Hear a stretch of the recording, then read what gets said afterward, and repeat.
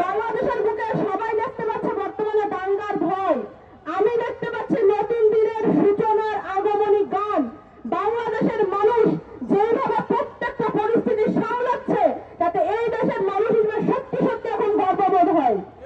কালকে যে পরিস্থিতি তৈরি করেছিল উগ্রবাদী সন্ত্রাসীরা এবং পার্শ্ববর্তী দেশের প্রোপাগান্ডা মেশিনগুলো, তাদের বাংলাদেশের ওপর দিয়ে রক্তযজ্ঞ বয়ে যেতে পারত। সরকারের উদ্দেশ্যে বলতে চাই, নাগরিক তার দায়িত্ব পালন করছে, এবার সময় এসেছে আপনারা আপনাদের দায়িত্ব পালন করুন। আমরা 5ই আগস্টের পর যে শপথ নিয়েছিলাম যে দেশ গঠনের শেষ রক্তবিন্দু দিয়ে পর্যন্ত একতা সংহতি বজায় রাখবো, দায়িত্ব পালন করবো, আমরা তা করছি। আপনাদেরকে বসানো হয়েছে জনগণের দায়িত্ব পালন করার জন্য। আপনারা যদি না করতে পারেন আপনাদেরকে জবাবদিহিতা দিতে হবে। আপনারা এবার জবাব দেওয়ার জন্য প্রস্তুত হন। পতিত সরকারের যত কুলাঙ্গের প্রেতাত্মারা এখন পর্যন্ত প্রশাসনকে কাজ করতে দিচ্ছে না।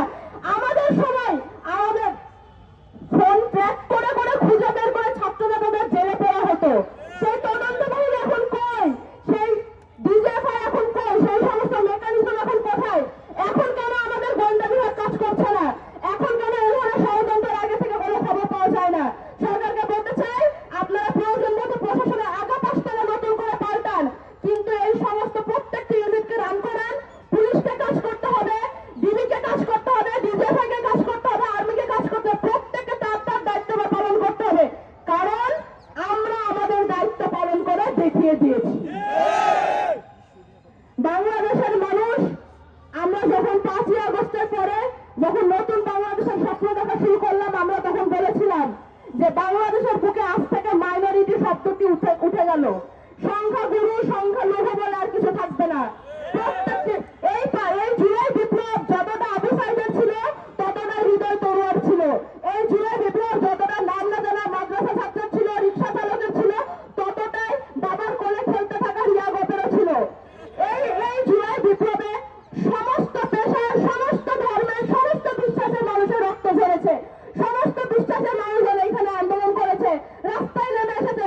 সবাই এক বাক্যে স্লোগান দিয়েছে যে আমি আমার দেশের মাটি কারোর হাতে হতে দিব না।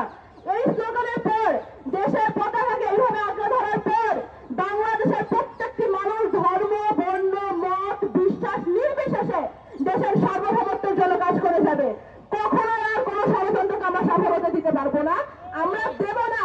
আমি সাধারণ ধর্মাবলম্বী ভাই বোনদের বলতে চাই, এবং একই সঙ্গে অন্যান্য ধর্মাবলম্বী যারা রয়েছেন তাদেরও বলতে চাই, আপনারা কোন উগ্রবাদী জঙ্গি সংগঠনের সাথ দেবেন না। যদি তার সাথে কোনো ধর্মীয় লেবাস যুক্ত থাকে, ধর্মীয় পতাকা যুক্ত থাকে, তারপরেও না।